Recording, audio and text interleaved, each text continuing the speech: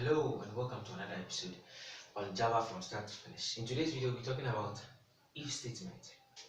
Now, this if statement, you see, normally in our daily activities, when we are going outside, for example, it's in a rainy season and we are going outside. So this if statement normally happens in our brain, but sometimes beginners don't know what this if statement is pertaining to our daily activities. Now, you want to go outside to meet a friend. Now, what your brain says is, if it is raining, then I have to wear a raincoat or a rain jacket, or I take an umbrella. So that is basically what we are going to do today. This is how the if statement syntax looks like. So if you want to declare an if statement or you want to write an if statement, this is how you do it. So you write if, it's a keyword.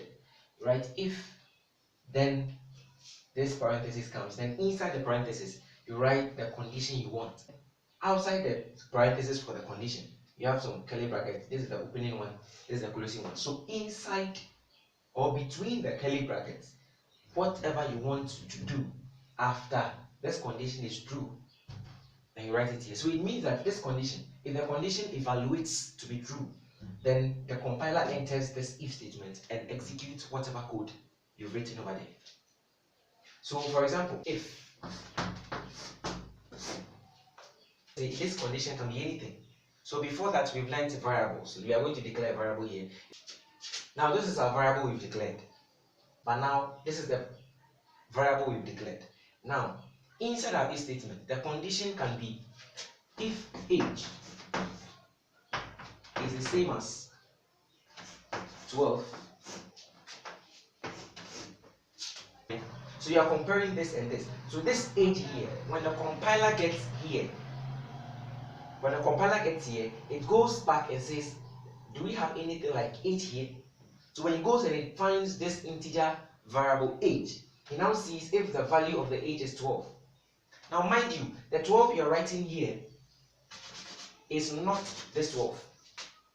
This 12 here is not this 12. This one, the value for the age is 12. So this 12 is recorded in memory for this age, 12. So what happens in your computer memory? Over here, if this is A is not stored here. It is 12.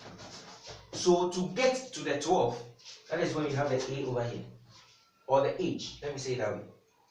So this age is what is going to help us find the 12. So if you enter memory, where the 12 is stored is called age. Compare. So this 12, mind you, is not this, because we can make this one 10. We can make it 10. So if age is the same as 10, so it means the value for age, which is a 12 here, if it's the same as 10, then the compiler should enter the if statement and compile whatever is there, or to execute whatever is there. If the compiler gets here, it says, okay, int age, you declared a variable age with a value 12. So when it gets here, if this is the same as this, if age is the same as 12, then it should enter and print whatever is inside these two curly brackets. Now, if this condition is not true, then we introduce what we call the else statement. Now for the else statement, this else statement only executes if the condition here is false. So else, we can say, for instance, the value we've placed here is 9. So if age is the same as 9, print this, else that. So it is normal, our everyday life.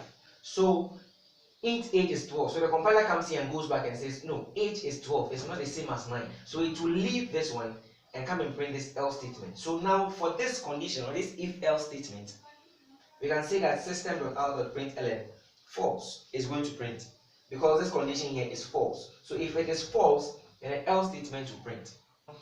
This brings us to the end of this video on if statements, and I've introduced a little of the else statements. So if you enjoyed this video, please give it a like, share it with someone who is in need of this video, and don't forget to subscribe. See you in the next video.